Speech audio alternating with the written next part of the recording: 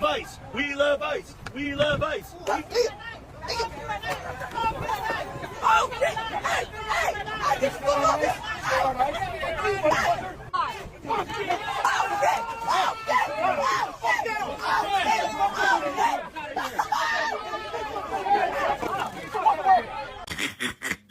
I am never going to get tired of watching these stupid, racist motherfuckers getting their ass whooped.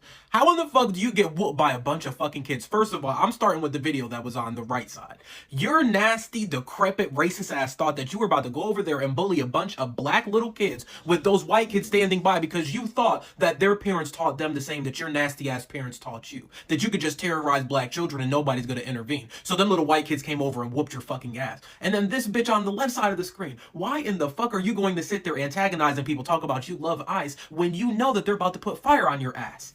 You knew that they were about to fast up. Sprayed all up in the car, took you out the car, and then beat your fucking ass. You ran back to the car, face all bloody. Now you're pulling off, wiping your face. Oh my gosh, I can't believe you got your little pussy son back there. I wouldn't have watched my folks just get beat up by a bunch of people, but that's just me. These supremacists are so scary. You see, now the son was back there just saying, oh my gosh, look at what's happening. Let me open the door and act like I'm gonna support, but then shut it back because I'm actually a fucking my father. Like, dog, y'all need to save this shit. Y'all are not actually big and bold like you think you fucking are. Keep it the fuck moving. This supremacy bullshit, like, y'all are the weakest mothers on the planet. Hi guys, my name is Kelvin, and you're welcome back to the channel. Listen up. What you're about to see is not just another viral park fight. This is a grown man walking into a public skate park and putting his hands on children. Black kids, white kids, kids on bikes, kids with backpacks, kids who came to ride, not to get assaulted by some random adult. Footage from around 2023 just resurfaced hard in July 2026, and once you watch it, you can't unsee it. An unidentified white man approaches a group of kids. He doesn't talk. He doesn't de-escalate. He starts pushing. He throws a bike. He shoves a child off his bike. Then he wraps both hands around a black boy's neck and tries to choke him out right there in the skate bowl. That's not a misunderstanding. That's not tensions running high. That's an adult male physically attacking children in broad daylight. And then something beautiful happened. The other kids didn't freeze. They didn't film and walk away. White teens and kids, brothers Tyler and Mason Karen among them, charged in. One of them hit him with a flying tackle. They pinned him. They fought him. Other kids pulled the threatened black child to safety, while the rest of the group made sure this man understood he picked the wrong park on the wrong day. People were screaming, "Get the fuck out," and "Don't push the kid, bro." Someone called the police. The man got walked out. And the internet did what the internet does best when it finally sees the right people win. It's celebrated. Bet he won't try that shit again. He's a bully. He got what he deserved. Paw got them paws put on him. Ain't no more turning the other cheek. And I am so glad those white kids helped those black kids. Thank you for standing up. These WT kids did what any decent person would have done if the roles were reversed. Thank God for good people. No matter the skin color, this is the part the race baiters hate. This is the part that doesn't fit the script. White kids saw a black child getting choked by a grown man and decided the only acceptable response was to put that man on the ground. We're going to break every second of this down. We're going to talk about what it actually means when kids refuse to be soft targets. And we're going to say the quiet part out loud. These racists keep testing the waters and keep getting their asses handed to them by the very generation they thought they could intimidate. Stick around. This one's worth every second. I had to get on here because I had to post this. Now I'm eating my dinner, which is basically breakfast, because I felt like eating some eggs and bacon. And I'm on Instagram. I'm snoozing like I normally do. And then I came across this video where a white man walked into a skating park where a bunch of black kids and white kids were skating together, no problem. They were just having a gay old time. Not bothering nobody. But this white man decided that he wanted to be racist against the black kids. And the one black kid pulls out his phone and starts recording. And what you see is a white man pushing black kids around. He pushes one black kid to the ground. Then he starts walking around the skating park and he takes the one kid's bike and throws it. And then he pushed the one black kid off the bike.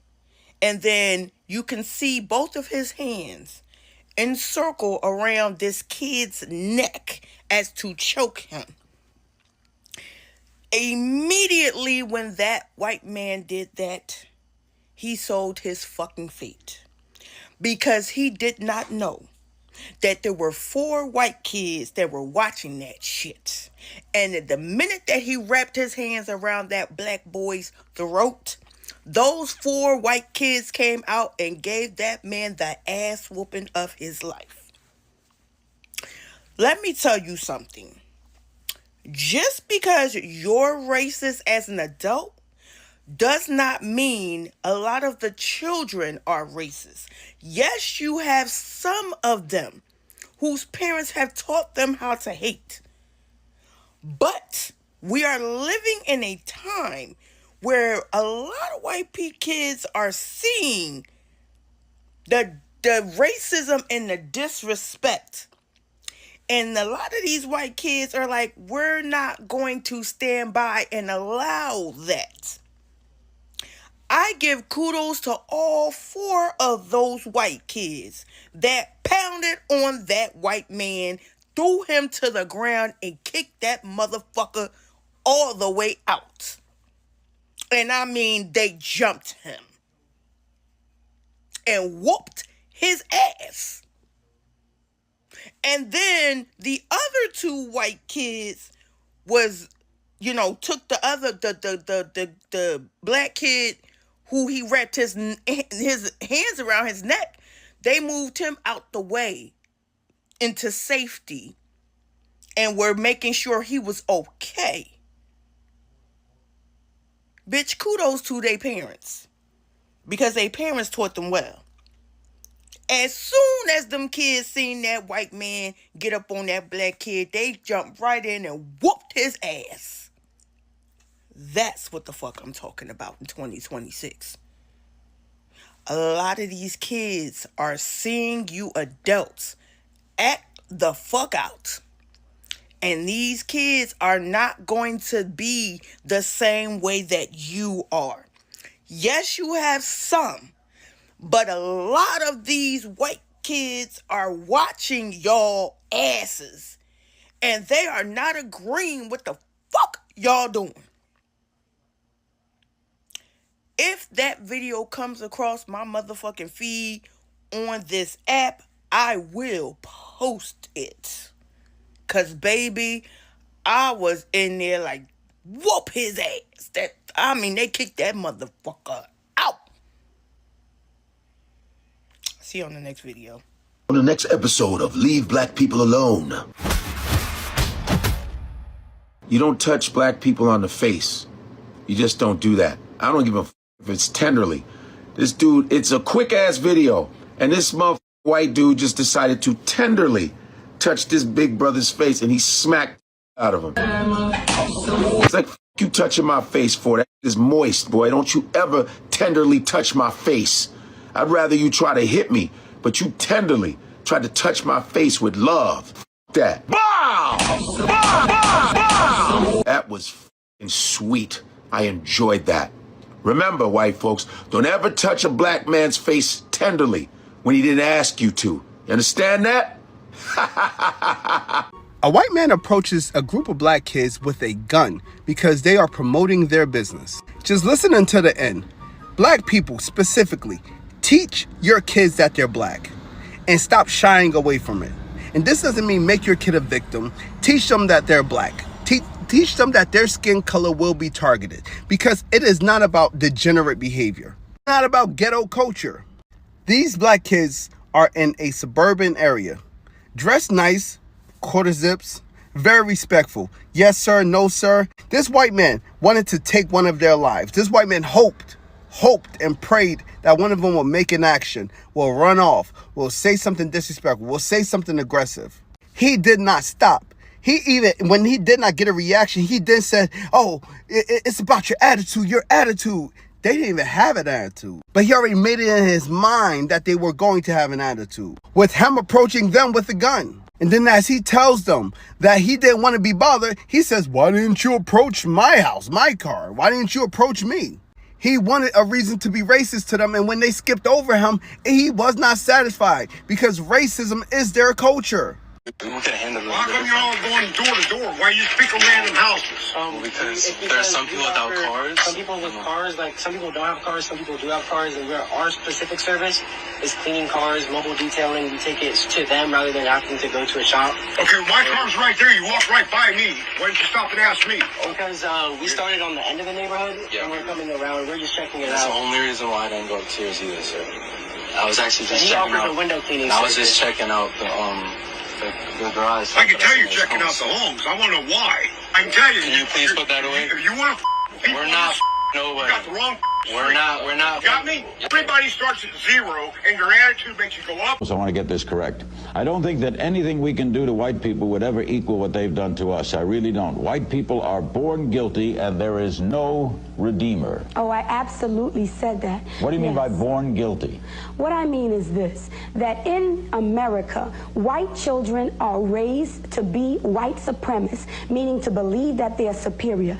And as they're raised, they're integrated into a system of power that protects their alleged superiority.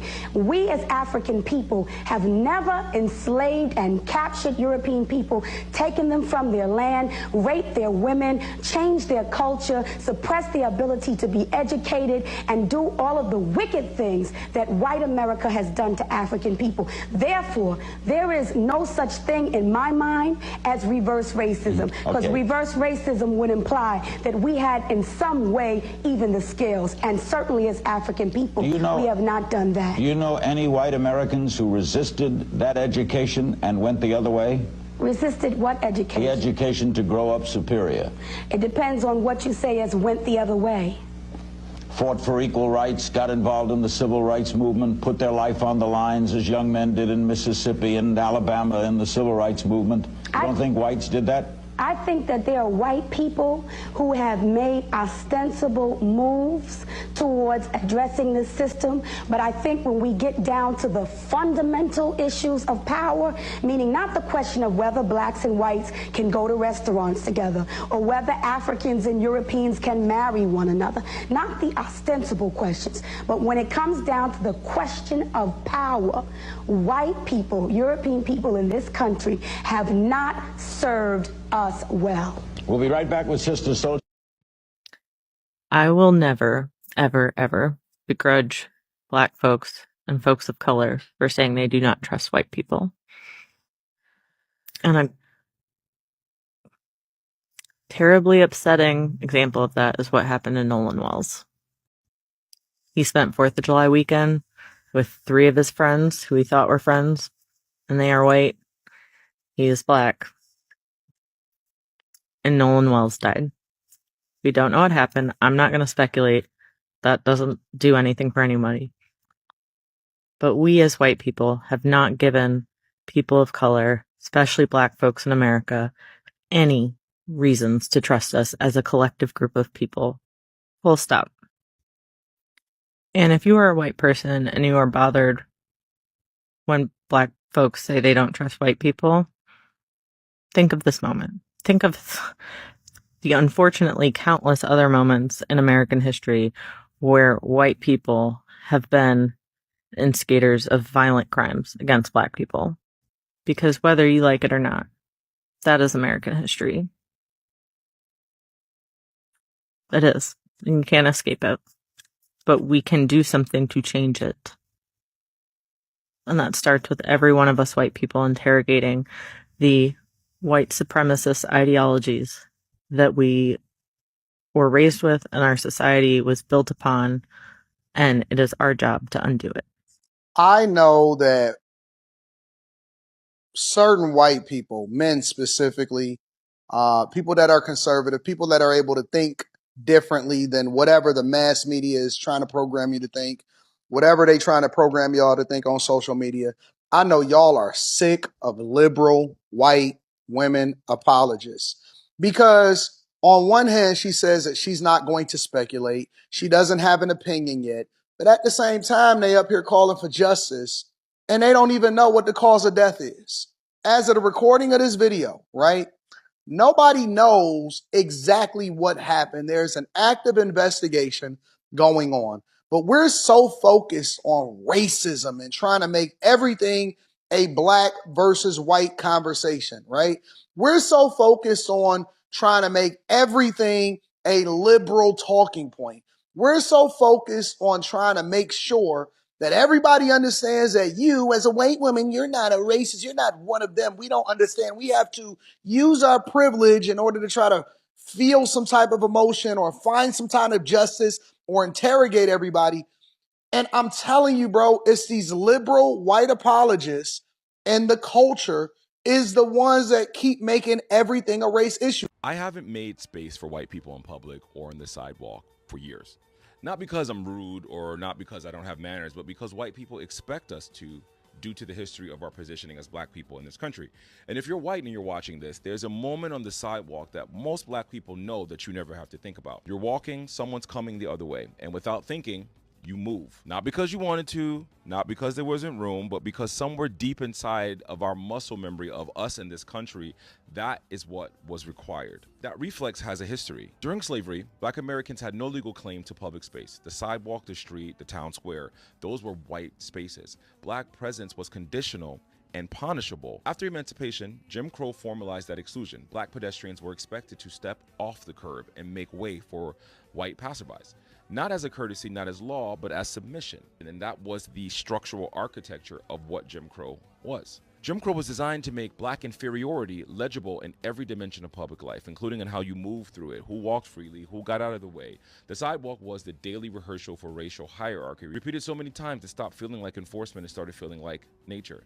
Laws change faster than bodies do, than cultures do, than memory does. So when the explicit rules ended, the expectation didn't. It went underground into a social reflex, into unconscious habit. Psychologists call this embodied racial deference. Centuries of enforced subordination stored not in history books, but in our posture and our eye contact and how much room you allow yourself to take up. It's just like us being at grocery stores. And you can always say that white people have no sense of personal space because white people never had to have sense of personal space. When a black person holds their line, doesn't break stride, doesn't drift towards the curb, doesn't perform the deference the architecture demands, something else happens. The expectation meets resistance. The invisible becomes very, very visible. Refusal is one of the oldest forms of resistance in black American life. Rosa Parks didn't move. The Greensboro students didn't move. Holding ground in public space has always been a declaration that the hierarchy is legitimate. And in 2026, we're still contesting black dignity everywhere. In legislators, in courtrooms, in voting lines deliberately made longer, and on sidewalks. I'm in Texas right now with my brother and my niece, and we were walking and we saw this group of family and they refused to move, and then I refused to move, and I said, I'm not moving, and they eventually went around me, and it just made me think about how much of this nation's history and trauma of our ancestors we hold inside and how much is expected of us from them. So if you're white and you're listening to this, please mind your personal space. If you're black and you're listening to this, remind yourself to take up space, because at the end of the day, we're all Americans, and we're all in this country, no matter what our skin is. Stay black. Let's get into it. First, the facts on the ground. Kids, black and white, are at a public park doing what kids do: riding, skating, existing. A grown man decides he has the right to put hands on them. He escalates from verbal aggression to physical violence in seconds. He pushes a child backward in the bowl. He throws a bike. He shoves another kid off his bike. Then he locks both hands around a black boy's throat. That is assault. That is an adult attacking a child. There is no soft language that makes that okay. And the response? Immediate, collective, multiracial. White kids didn't hesitate. They didn't calculate optics. They didn't wait for permission from some activist account. They tackled the threat. They held him down. They made sure the threatened child was moved to safety. Tyler and Mason Karen later posted about it. Other kids jumped in. The man ended up getting hit, kicked, and overpowered by people half his size and half his age. That's not a race war. That's a community refusing to let a predator operate in public. Now the opinion part, because I'm not here to do neutral news. These racists always seem to get their asses handed to them whenever they instigate shit. Unless they're armed or traveling in packs. Yet they keep trying to provoke a race war they have no business starting. Meanwhile, their own kids are whooping their asses and calling them by their first names instead of mom or dad. Maybe they should focus on surviving family dinner before they try to start World War whatever. Look at what actually happened here. A white adult went after black children. White children stopped him. That is the opposite of the narrative certain people are paid to push. That is proof that most young people still know the difference between right and wrong, even when the adults around them have lost their minds. I'm tired of the selective silence. When a black kid gets jumped, certain corners of the internet explode. When a white kid gets jumped, other corners explode. But when kids of different races team up to stop an adult from choking a child, suddenly it's quiet, or worse, suddenly it's complicated. It's not complicated. An adult put his hands on children. Other children stopped him. Full stop. And yes, I'm glad the white kids stepped up. Not because skin color made them special, because character did. They saw a kid in danger and acted. That's what you're supposed to do. That's what every decent parent hopes their child would do. We've spent years being told that turning the other cheek is the only moral response to violence. We've been told that defending yourself, or defending someone else, is somehow escalation. Bullshit. When a grown man is choking a child in a public park, the moral response is to put that man on the concrete. Those kids did exactly that. The man got escorted away by police. Charges, if any, remain unclear from public reports. But the message was delivered loud and clear. You don't get to assault kids in this park and walk away clean. I want more of this energy. I want kids who look out for each other across racial lines. I want a generation that refuses to be soft targets. I want adults who understand that if you bring violence to children, you should expect violence back. And I especially want the race baiters to sit with this footage, because it destroys their favorite story. It shows young white kids protecting black kids from a white aggressor. It shows courage that doesn't need a hashtag. It shows that most people, when the cameras are rolling and the stakes are real, still know how to do the right thing. Paw got them paws put on him. He won't forget that day. And neither should we. This is what it looks like when the community polices itself. This is what it looks like when kids refuse to be victims. This is what it looks like when good people, black and white, stand up together. Don't let anyone reframe this. Don't let anyone turn heroes into villains. Those kids did what needed to be done, and the rest of us should be grateful they were there. That's the story. Adult man attacks kids. Kids of different races stop him by force. No apologies, no soft language, just results. If this video taught you anything, let it be this. Bullies count on silence. They count on people looking away. Those kids didn't look away. Share the footage. Support the kids who stepped up. And remember, when someone puts their hands on children, the only acceptable response is to make sure they never try it again. Thanks for watching. I'll see you on the next one.